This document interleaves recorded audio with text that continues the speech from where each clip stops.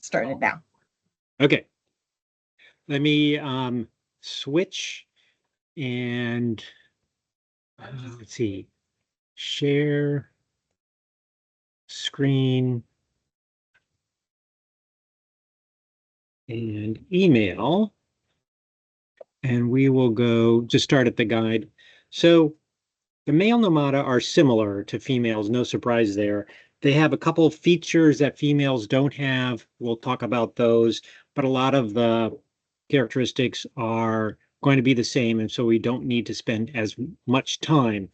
As you can see at the beginning here of the guide, there are a bunch, like in the female, but even more, because the males tend to be less described or less described well, and there's huge amounts of variation in the color patterns in some of these groups, these bidentate groups and these white CT species, and the names went crazy. So we recommend, and you can see they're recommended, that you click those recommended buttons because the validity and the identification and the morphology of these groups of species that are going to disappear are up for grabs. So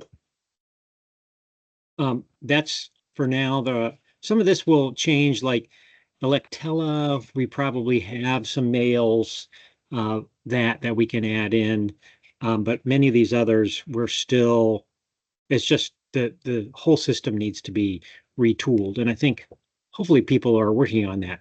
I think Catherine is working on it. So carrying on, what we'll see is that males have similar characteristics to females, but often a lighter version. In other words, it's similar to the females. You would recognize some of the characteristics, but they're not quite as strong. The females are thinner, or the males are thinner.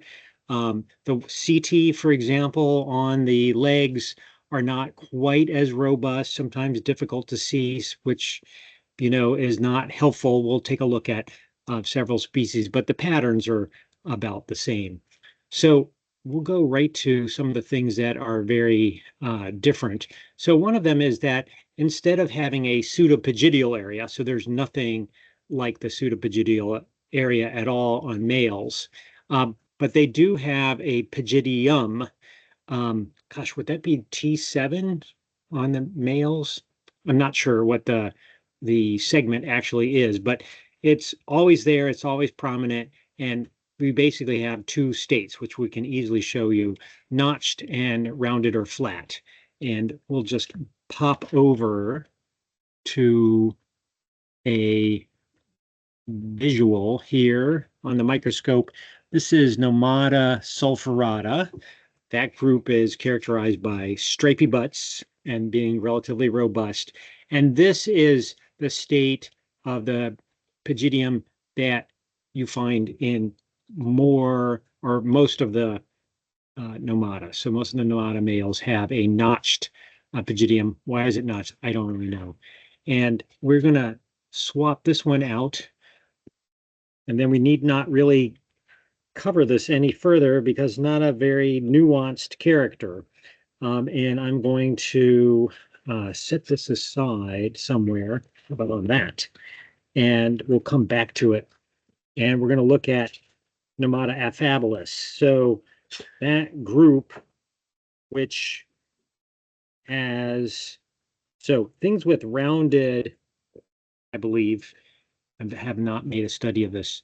Things with rounded pygidiums form a clade, which may or may not be some kind of subgenus. Once all that is resolved. So it's still a lot of the, like we talked about before, there have been a variety of names given to subgenera within Nomada.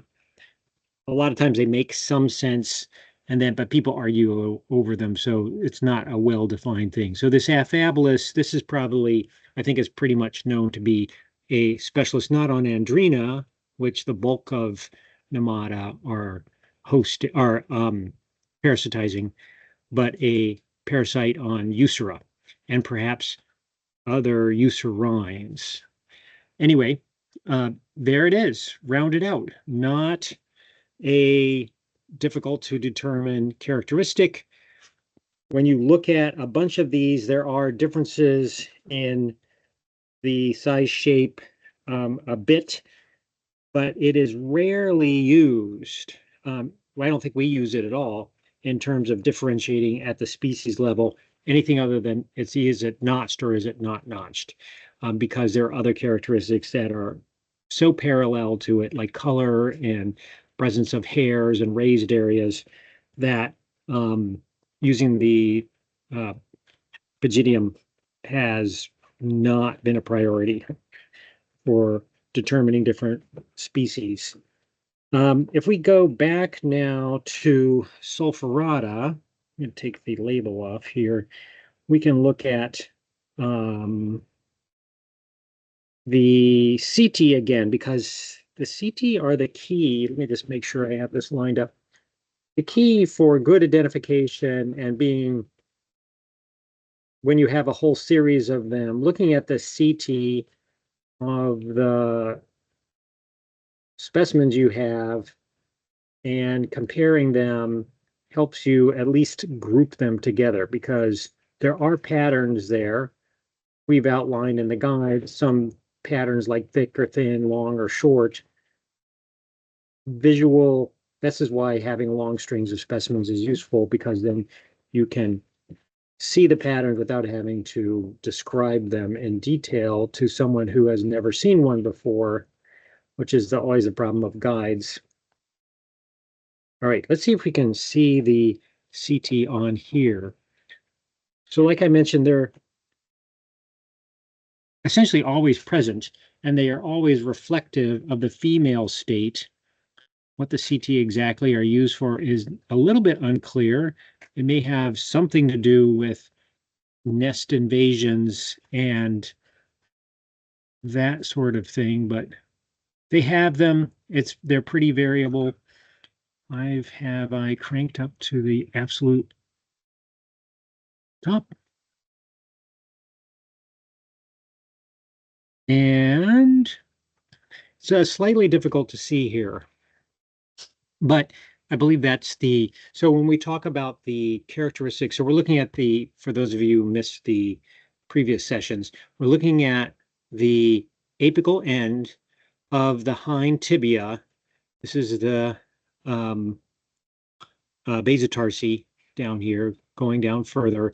And usually the side facing to the exterior has a straight area, let's call it. Things are curving around and up, but usually there's a straight area, and usually there's a area that has a projection. We're going to shift this around so we can see this better. A projecting triangular point, very blunt, very much not a spine or a CT, but almost always there to help define the locations of things. And then usually not always, starting on the other end of this straight line, this other end of the segment that's, again, facing out, our CT. And often you have the biggest CT on the furthest end, and then they taper off. Again, not always, and there can be a lot, there can be a few. In this one, I can go one more notch. So this is the problem, right? If you just look at that in a glance, it's just sort of a murky mess. There's long white hairs, and this again, what happens quite regularly. There's long white hairs, but if you look closely, and this may not be the best um, shot and visual, there are a series of short, stout CT coming up out here, which are going to help in the identification of this Nomada sulphurata, for example. Now, often when I'm looking at things under the scope, what I'm going to do is not take this view where the background is a little bit busy with this basotarsal part of the segment.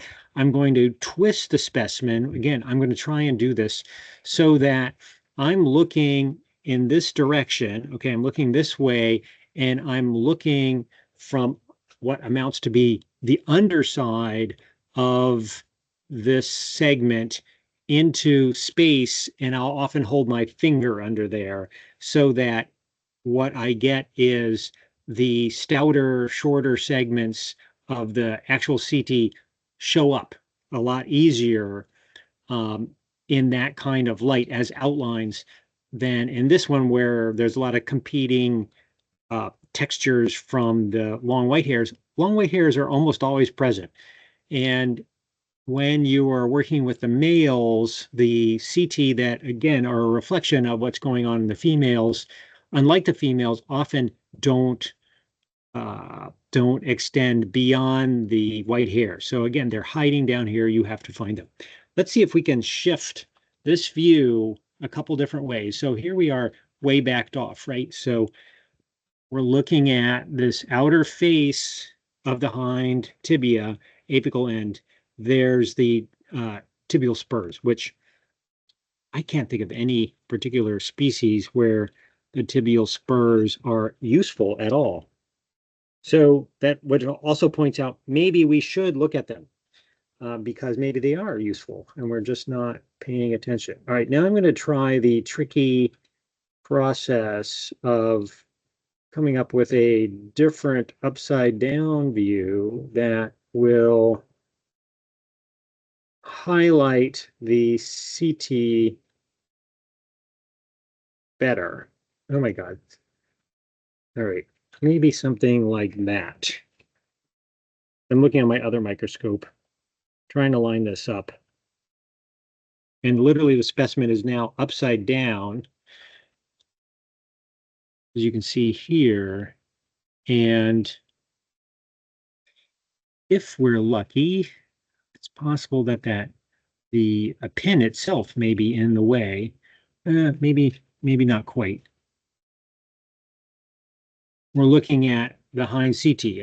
And I like the area out here because there's nothing behind it. And that's the view I want to have if I can. So a lot of times the legs are akimbo, and you may not be able to see them in this light because they're up against the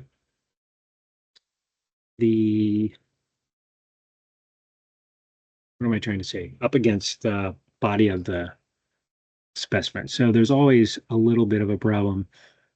So this is pretty good. It's imperfect. Here's the tibial spur. This is the area, the face that we're trying to take a view of. Can I get any higher? And you can, I think, get the point. This is why holding these things in your hand and being able to swivel them back and forth is so highly useful among many other kinds of characteristics that are not necessarily going to be initially visible. So here, I think you can see the dark CT now are outlined against the lighter background, and my finger substitutes for that. I usually have a black, what do we call it, disc that forms the base of the microscope. What would that be? The microscope base. So if I want to see this pop a little bit, I need a lighter surface. My finger often becomes that thing. So if you see 1, 2, 3, maybe 4, possibly 5, this would be a lot clearer under the microscope because the resolution through the video is not so great. But you can see this is what I'm often doing is I'm flipping the specimen over and looking along this edge rather than trying to look at it from this point of view, from straight into the side, to try and make some decisions about whether the number of CT and the kinds of CT are present. So you can see, again, that view there. Maybe on each of the specimens we show, we'll try and do a CT view because it is really, in some cases, the best of the characteristics. Now that we're on Nomada sulphurata, striped butt things, which they show up pretty regularly. Sulphurata traditionally is not a super common one, but when people do bowl trapping, and particularly in woodlands, they show up reasonably regularly. They're going to fall into a category of 4 common-ish species. It's a terrible, so not illustrate what I wanted to illustrate. They fall into a category of four common species, which would be sulphurata and luteola. So they are separated by their antennae. So they all have big striped butts, right? So we can say, oh, they're big and they're big, broad stripes of yellow across their uh, abdomen segments. So that's good. And then the next thing to look for, this key, you follow the keys here, and this is useful in general within the Nomada group, are antennal segment ratios. Again, wouldn't it be interesting to know why the antennal segment ratios vary so much? Another point here, particularly in the males, here's the scape. This is the thing that joins it to the head. It seems to have no name commonly used, nor is it used very much. So there's the scape, but where is the pedicel? Is that the pedicel? No, it is not. The pedicel is recessed into the, let's go to the other one, into the top. That's the pedicel just peeking out into the top of the scape. So sometimes a quick glance can be a little confusing in terms of antennal segment counting because of the nature of the pedicel being recessed and captured by the scape. These are pretty broad, usually vase-like structures, the scapes. In any case, so this is F1, so the first flagellar segment, and this is F2. And you can see in this view that there's quite a big difference in the ratio. So this is much shorter, this is much longer, and this is something that you almost always will look at when you're trying to identify females too, males and female Nomada, which is what is that ratio of F1 to F2, or sometimes F2 to F3. In this case, this is quite a bit different. When we go to the other striped butt Nomada, you'll see that they have less of a large ratio between the two, large difference between the two. This F1 segment is relatively longer. So, and also this very dark, they're very dark antennae, which tends to be characteristics of sulphurata and luteola. And there's other species-specific kinds of things for sulphurata and luteola, telling them apart that have to do with patterns of coloration, which is pretty stable. However, they both are relatively uncommon compared to the very common imbricata and luteoloides group, which we'll jump to here to talk a little bit about their differences, because they just come up over and over again. And there has been some work that you're not going to find in Mitchell, and I'm not even sure how Mitchell uses to characterize the differences there. But let me pull a, I'll pull an imbricata, probably. Yeah, here we go. I have one staged up. So stripes on the rear, large size, puts it into the camp that we're looking at. We're now going to pop it onto the screen and look at, I have the view done well enough. We're going to look at the antennal ratios here. So slightly different viewpoint. So we can see the pedicel hiding a little bit better. So we see more of a view like, oh, there's the pedicel. It is stuck back down here. But there's F1, here's F2. You can see pretty clearly that the F1 is much larger in comparison to F2 than we saw in sulphurata, which is quite dramatically different. So we quantify that in the guide, but that separates out the two imbricata luteoloides from the other. So imbricata and luteoloides in the females have some nice characteristics with the propodium, but the males don't. And so you go on a couple additional things. So one is the antenna. This was something that Dina Crumbling discovered a number of years ago now. Let's see if I probably need to bend it over a little bit more. So you're going to look at the scape, and you're going to look at the back side of the scape.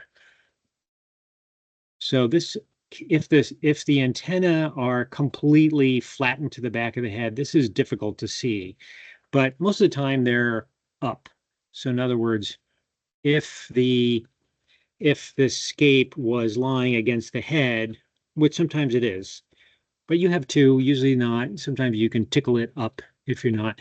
And what you see in imbricata, so there's this notch right here in the back. I assume, although I haven't made a study of it, that notch is present in a lot of the Nomada. And below that notch is a stripe of light-colored integument in contrast to the surrounding dark area. So on the underside of the scape and the undersides of antenna, it's often dark colored.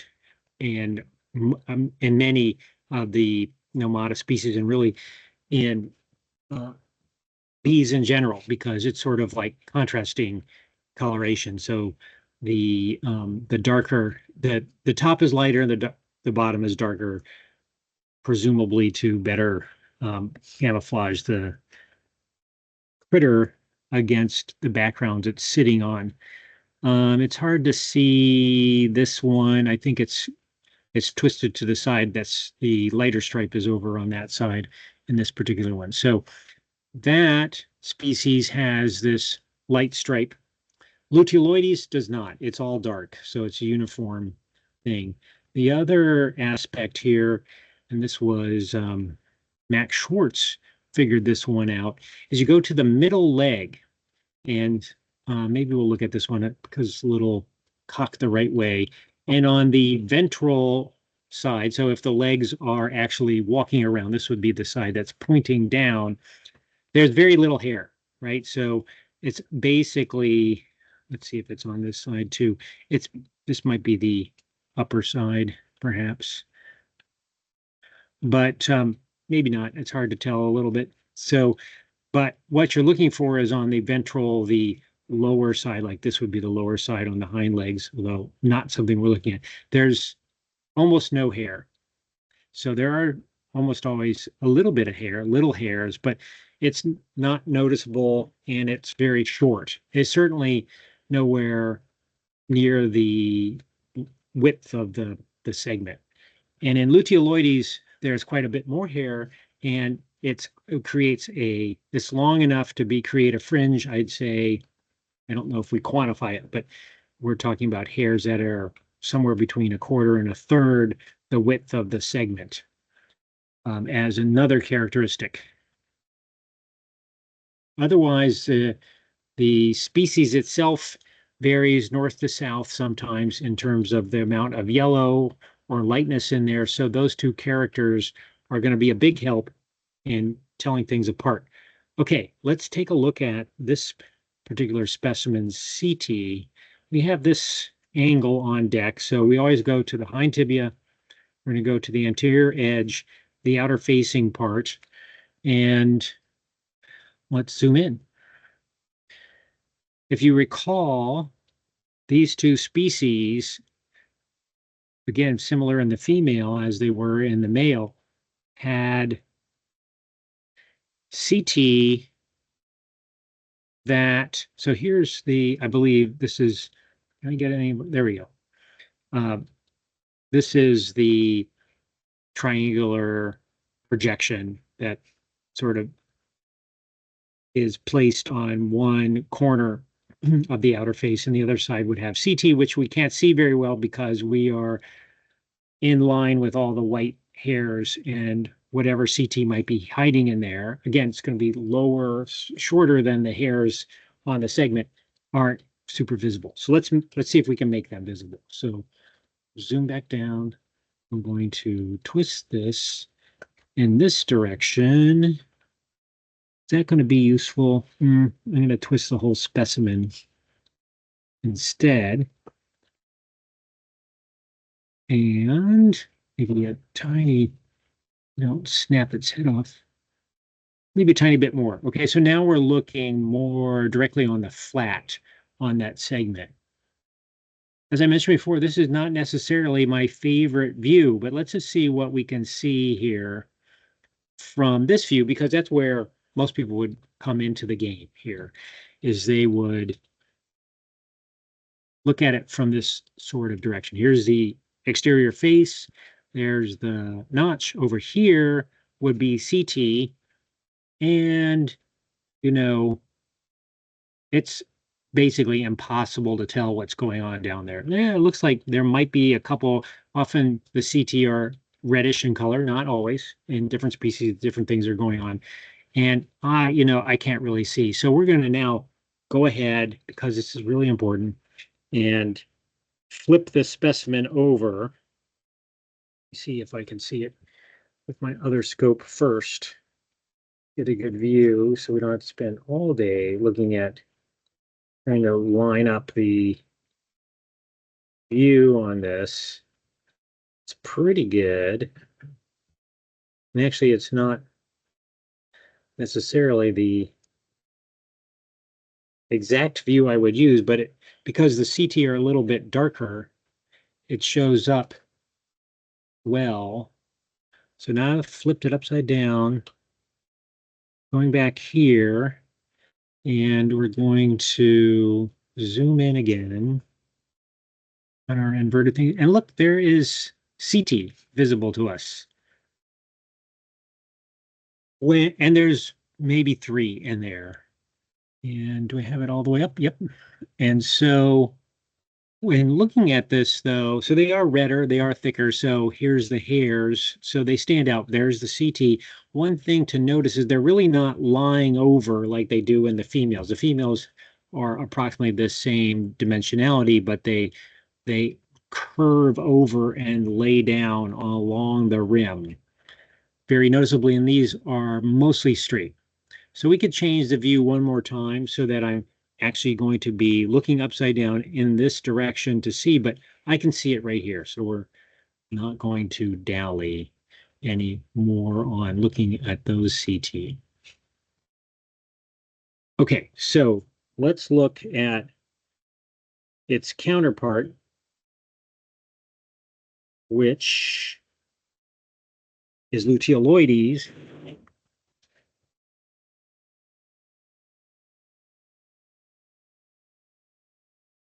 And there we go. Spend a little more time on these because they are just so common in the East, I think throughout the East. And let me line things up here. And we're going to look at 2 things. First, we're going to look at the antennal scapes.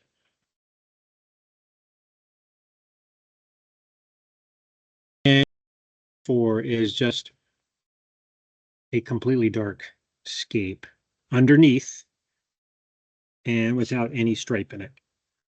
And there we go.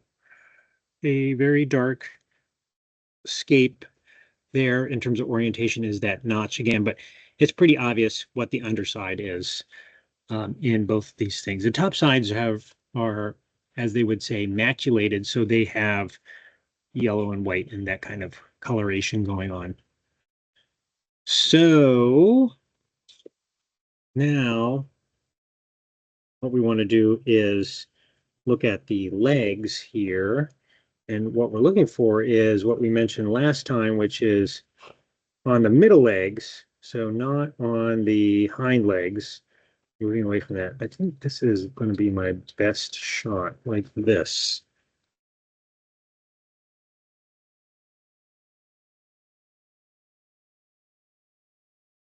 And hopefully it shows up pretty well. It's going to be viewed against the body, so the outline of the hairs is not going to be visible, but I think it will be obvious enough. So what we're looking at here is front legs, middle legs, cocked backwards, and then the hind legs are back here but not visible. So we're going to jump in and we're looking at, because of the way it's bent backwards, this is the ventral face, the downward facing face. And you can see, indeed, there are a bunch of hairs. Not tons. They're not, the super duper long, maybe a quarter to a third.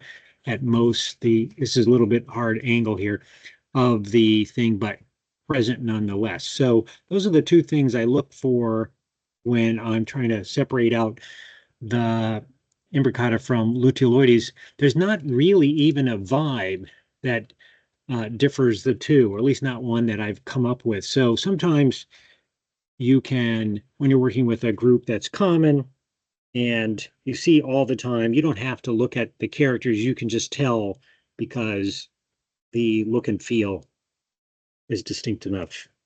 Oh, let's take a look, see if we can find the CT on this to have our CT practice going on. And you're going to try and, yeah, I'll jump right to the upside down view on this.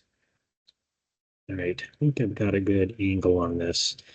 These are essentially going to be the same between the two species, a short number, a small number of thick CT hiding amidst the hairs of the rear tibia.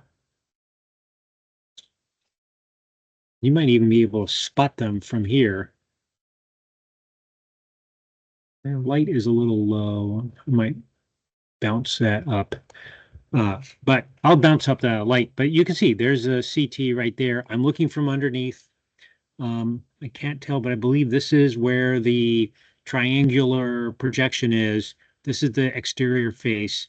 There's some CT in there. I'm going to put some more light on this, which means I have to move to a different section. And we will change this to about 300. Ooh, nice. And now, okay.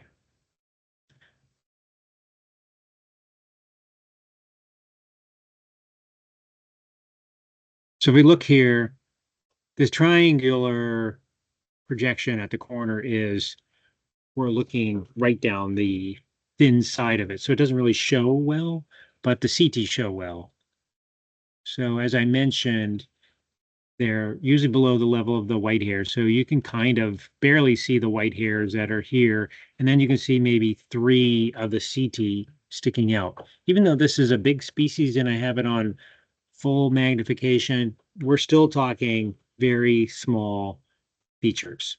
So having a microscope, a good BID microscope, which this one isn't quite up to that level. This goes to 50 power, but 60 power is a good one.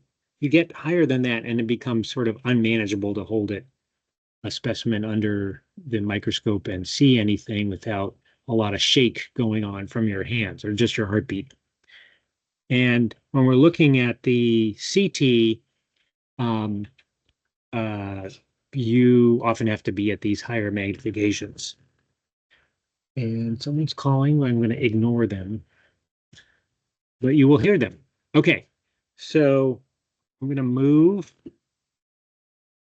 this, and because there's not a whole lot else that differs that I have, we're going to go to the last feature that males have that females don't have, which is some extra architecture in the antennae. Unless I'm forgetting something, but I don't think so. It's really like the underside, the like if you were in the Epilus, Triepilus groups, the underside of the males are crazy with all kinds of features, as are several other kinds of species. These are not. They're very uniformly built. They don't seem to have CT. They don't seem to have a lot of other hairs that vary from species to species. Like this is a luteoloides, and I have up here a group of species, articulata. Again, there's a group that are defined by the presence of these modified antennae. So what we're going to see in this species, and this similar is that the antennae, best viewed from underneath. Oops, what did I do here? Yeah, I'm going to interrupt you real quick. Yeah, sure. So I'm on Discover Life looking at, we were in the imbricata group. But you also have a couplet here that has imbricata, luteoloides, sulphurata, but also fragariae. Oh, fragariae. Before moving on to a different group, do we want to close out this group? Because you also didn't really continue very far with the sulphurata distinction. So if we're jumping ahead, want to know if we are going to close out that group. Yeah, so I don't have any fragariae on hand, but the interesting thing, I don't know if this is true for the males. The female, that's a really interesting species, and the male, I wonder if Molly and I described the male, which was undescribed, or was it the female? Female. The female has no hairs on the propodium, one of only two species that is hairless there. And then the male has this really interesting thing, which I think may be the only species that has that, but I don't have a specimen. It's bigger, has stripes on the butt, so it often falls into this cluster. That's why it's there. The very tips of the antennae, so that would be F10. It's literally the end of the antennae. There are some small setae that are prominently sticking out of the end. And they're small, but they're noticeable because you can see them by their outline very easily. And the other species don't have anything at all like that. They're basically smooth, or the setae, as it meant, there are minute setae on lots and lots of body parts of Nomada and other bees too, but on the antennae, there tends to be nothing, or very, very, very short, so short that it's like submicroscopic, if that's a term. And on fragariae, you can see those. I think we have that illustrated because we took pictures for the paper. Just going to say that. I was going to post the species link. We do have pictures of that on Discover Life. Okay. Yep. So it's an uncommon species, but it's around. I think we do have a number of species in Maryland found. I see them every once in a while in people's collections, but seems to be more out in high quality natural areas. Have no idea what its hosts are. Does that answer your question? So I wasn't going into a lot of detail. First of all, again, most of my collection is at the Smithsonian right now, so I can't pull out luteola males, for example, only these two. So I just am tossing off the luteoloides versus imbricata because they're common and because I have a bunch of specimens on hand. That sound good? Okay, so moving on to a different group, just wanted to make sure if that was the intention. Okay. Yep. Yeah, I'm glad to answer questions about any of the details of any of these species because I have spent a lot of time with them. So this thing that we're going to see now, articulata, australis, erigeronis, and seneciophila are in this group, often given. So again, what is a subgenus and what isn't in Nomada? Unclear to me, but they often were clustered together in something that could have been called a subgenus, sometimes erigeronii. Okay, we're in very much high light, but this might be useful when we zoom up. Let's see what happens. All right, so there are a number of things about this group's antennae that are just really different. So you have australis on deck? I have articulata, which is the most common species in most places. So I think this is good. And so in most bees and in most Nomada, the antennal flagellar segments are basically just tubes, right? There's not a lot of architecture to these. They're all pretty similar. And often as you go through, you have some regular progression in terms of their lengths and whatnot. But not in this group. And we also see that sometimes in other genera. So Sacodes, sometimes the males, I think always the males. The males have excavated out undersides. This is also true in some Osmia, and I'm sure there's a few others. But at hand, you have a species here, and the others are similar, where you have different ratios of segment lengths, and you have oddly partially flattened undersides. So there's this sculpturing. It's a little bit difficult to describe what it is, but they are definitely not tubes. They're sort of in some ways hollowed out, flattened. The dark, as in most species of bees, indicates that it's the underside. And then in I think this is segment 3. Well, that should be 1, 2, 3. Is a little tiny point, a little tiny projection. I think there might be some more technical term there, and I can't get any higher than that, but you can see the little bitty spine, point, whatever you want to call it, existing there. And that's on all of them have that. Have no idea why and what that functions as, but their presence is quite a bit different. Articulata and australis are pretty difficult to tell apart in the males. The configuration of the colors and patterns and pitting elsewhere seems to be pretty similar or variable enough that there's overlap between those. But in the antennae, what you're looking for, particularly in these upper segments, which are now not in view, I'm trying to make them in view. So in articulata, these are very jagged. So these are rounded here. You can see these rounded edges. When you look at it laterally, like we're doing right now, you'll see that there's quite jagged edges. I wish I had a specimen to show you, to the upper segments, the ones above F3. So there's F3 with the spike. And you can see this jaggedness to the rim or the edge, if you will, of the slightly flattened segments. You can see these appear to be flattened, and they are too, but they're more rounded over. So again, it's a little bit subtle, but a useful character. So that additionally, when we have the any specimen, I'm going to change the light, any specimen that has that flattened weird spike to the underside is going to be within a small number of species.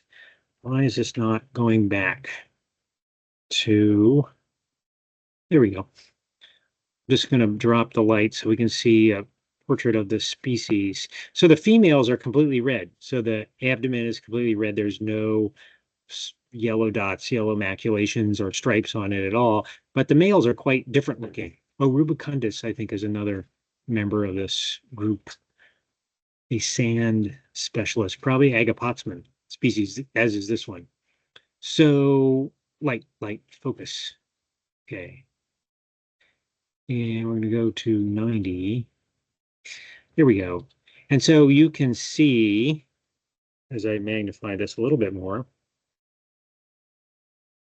that, and this is the articulata and australis look about the same, but even up here, you can see that something's going on with that antenna, even from this relatively low magnification. And there's a lot of stripes, partial stripes, and things like that on the heavily pitted also tergites. So very different from the females. That's only within that articulata and australis group, which have solid red. The others have yellow, even in the females, just to mix it up. Okay, let's take a look. We're here. Let's take a look at the CT on this bad boy. We've got the hind tibia in view right here. Here's the outer face. Nothing much to go on there. In females in articulata, the CT, I'm going to have to bump up the magnification, the light again. The CT are below the level of the white hairs in the female. In australis, they're above, they're bright red, and there's maybe 5 or 6. Let's see, let's take this back to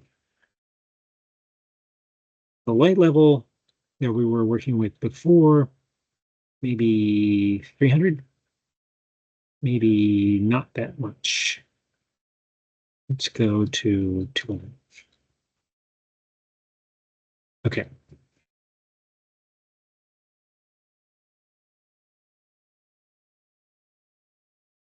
So many little buttons to push on this program. Why is that not working? Oh, because I was pressing FE instead of F.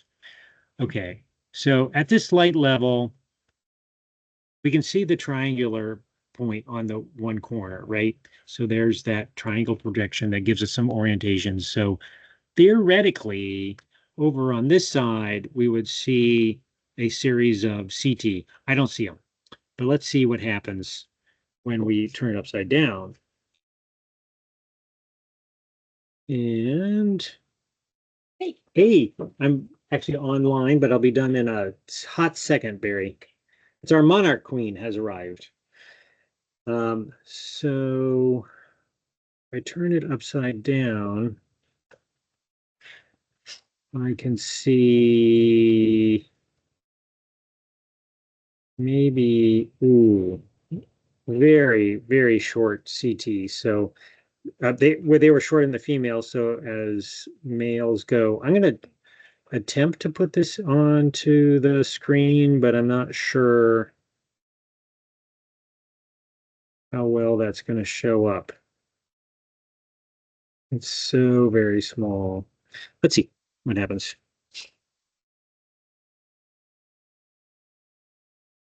And then that will be basically what I have for males to talk about.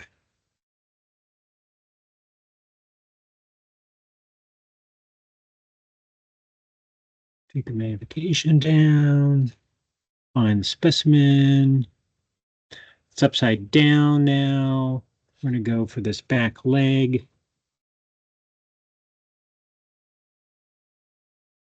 And see, I can barely see it under the microscope, so I'm not sure what's going to show up here. The answer is not a heck of a lot. You can kind of see a few of the CT here, but even when I'm looking under my microscope and can move it around, these were very difficult to spot. So it's not the key aspect, the antenna. That antenna is really going to tell you what this is, but we're just looking at CT because everywhere else you look at it. So you can kind of make out 1, 2, 3, maybe 4 CT in there. Here's a triangle. And then they're running out of the white hairs. So that pretty much does it for an intro. Yeah, go ahead. I'm going to interrupt with 2 things. So I posted in the chat for that antennal segment thing we couldn't see that you were just describing. We do have pictures of both of those in our like super high res macro thing, and you can pretty easily zoom in from on a couple of them to see that. So I did ask if Sally might add those to the key, but if not, you can go on species pages and we have good pictures. If you go directly to their species page. And if Catherine wants to unmute, she has some additional insights. Good. Catherine, good to hear from you. I know you've been busily working on Nomada up in York University. So tell us, and we'd love to have you on for a full session too.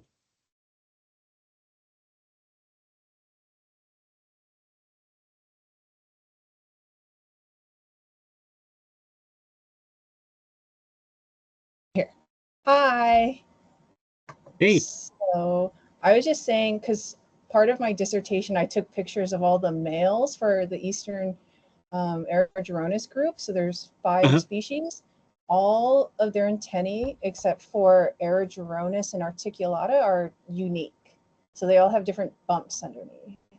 Yeah, Uh, so I think articulata and erigeronis males both have only the single one under antennal segment 3, whereas everyone else kind of has different numbers. I think the most was for rubicunda, where every single segment had bumps. uh-huh. Yeah, I'll have to send pictures. They're in my dissertation, which should be released, I think, in November. So there's a couple of keys in there if you want to update, I guess, Discover Life with them. That would be great. We would love to have those shots and Yeah. any other habitus pictures. And we'll, you can, and this is for anybody, anyone who has good pictures and they would like to share, we'll put them up here and we'll have your name as credits and things too. Oh, yeah. Um, I I will point out that I think you're absolutely right about the articulata and australis having only that one single um, point, that CT or whatever you want to call it. But the edges of the antennae, which are not Yes. CT, can be like this is the only thing I found that will help discriminate between those two um, Yes. little tricky jobbers. For female articulata and australis, we found a new character. If it's helpful, Huh? it seems that australis has a wider head. It's Okay. one of the new characters that we've added. So they're more rectangular looking, Uh-huh. whereas australis is more square. Or sorry, articulata is more square. Australis is more rectangular. I'll see if I can send you Well, photos of that yeah. with the comparison. Yeah. Yeah. Yeah. Do you want to do a full session with some of these things that you've learned that Uh, are not in the common parlance of Nomada, that aren't online anywhere and that kind of thing? I think you probably have insights that no one else does. sure. Whenever you guys want me to host it, I could probably do it. Although next week I'll be at Rutgers helping them with Okay. their Nomada, but after next Yeah. week I should be free. Okay. Yeah. Yeah. I'll get you on the calendar. I'll send you an All email. right. Yeah, that would be That's lovely. very nice. And Oh, Catherine, would you mind repeating for us the 5 species that you are saying are in that group? yeah, I just got my dissertation delivered to me, so I'm gonna pull them up for you. So do you want me to just say them or do you want me to type them? Yeah. You can You say them could. and I'll try to put them in the Oh, chat. okay, so the 5 species that are or that are found in the East, so for everyone mostly here, you have seneciophila, which that's the one that has all of the points on the sides, like Sam was talking about. You have rubicunda, erigeronis, articulata, and australis. Um, If only all the Nomada were so easy to separate. I know, and unfortunately, I ran out of time for my dissertation, so unfortunately, Ruficornis group is not addressed, but I'm working on it. So I do have Yep. lots of tips, but it won't be out until later. Yeah. And Well, we have some post. our struggles with that group. So Oh yeah. I am not at all surprised that you ran out of time because you've been working for a long time. So congratulations for getting to the end and getting a dissertation out of it. Thanks. It's interesting because today you guys were talking about sulphurata, luteoloides, and um, imbricata. So this Mhm. is not published yet, but it seems that sulphurata, imbricata, no, sulphurata, luteola, and the other one that fragariae, they actually Yeah. make their own clade in the Hmm. phylogenetic tree. So they're no longer, I don't consider them part with imbricata and luteoloides. I think they're actually part of what used to be called Nomada xanthilla or something with yellow. Okay. Yeah, xanthura group. So Right. that was grouped in with what we call heminomada, which is what imbricata and luteoloides are right now. So Yep. I think with our follow-up that I'm working on, they'll be separated back into their own group within Ruficornis. Yeah. Yeah. Let me ask you this. Max Schwartz identified and described a species which he called, I believe, Nomada mitchneri, which would have Yes. fallen into that group. So a long time ago, I got in contact to try and get the type from Max, and they had some stuff going on, and we never did that. But I have yet to identify anything to that species. Have you got any I only clarification on saw it? I only saw a single specimen at the Smithsonian, and I have yet to find anything else. I wonder if it is just some errant bee that maybe is found in Mexico, or it's Mhm. actually something else, but I haven't seen anything else. Right. Yeah. Um, I think he described it from Eastern species of, if I yes, remember right, not a Mexican, I think it came from from maybe the Smokies or Georgia. something. Pardon? Yeah, I think it might have come from Georgia or somewhere in the Yeah. southeast. Yeah. Yeah. Um, I think that's right. Anyway, because I've struggled trying to like figure that one out, and I have yet to do that. I mean, Max is from Germany, so right, it's possible he just didn't have a very broad spectrum of the other species material. I don't know, but he's very particular and good worker, so yeah. I don't know. I don't know what to think. The other species that I'm looking for, if anyone who's part of this call is from the southeast, I am trying to find Crudellis. It hasn't been seen since the 1800s and is only known from the type specimen, but we believe it was part of the longleaf pine savanna ecosystem. And Hmm. currently, I have some collaborators in Georgia who are working in it, and they haven't found it, but Hmm.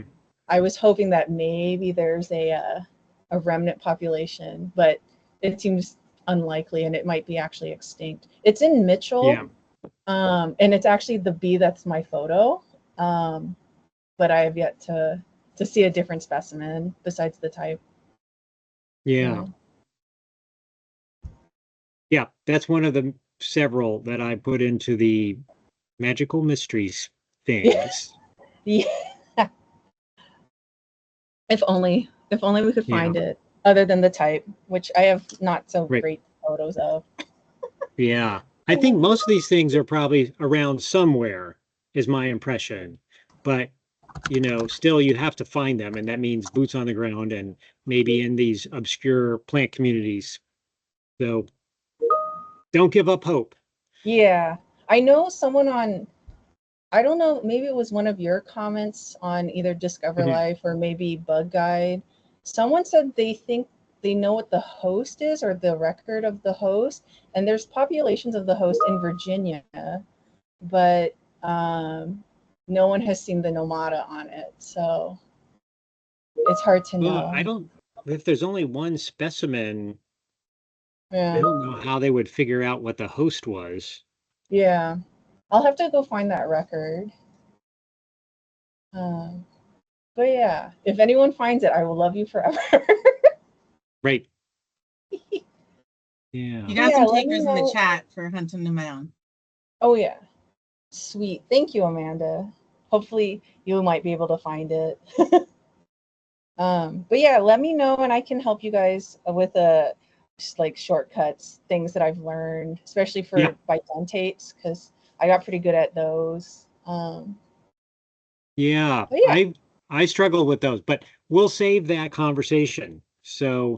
Um, uh, so did you cover the bidentate or did you no, not we cover them? actually we Yeah. found a range expansion of one, so they didn't get covered, Okay. but we did find some interesting things. It seems that maybe possibly the European bidentates and the North American bidentates are actually two different lines within Rufficornis, which is really interesting. Yeah. Um, Yeah. So, I'm yeah, gonna more interrupt you for just a second. Yeah. I am going to email you, Catherine, about maybe we do a couple of sessions with your clearly robust wisdom. So I'm gonna send you an email. Look out for that. And I'm just letting y'all know I am stopping the recording because it's school year time again. I gotta run real quick, but I won't close the Okay. room, so you can keep it going. I'm just stopping the recording. Yay! Cool. Thank you, everybody. Thank you. Thanks, Claire. So yeah, Catherine, I hope to, I wouldn't mind doing a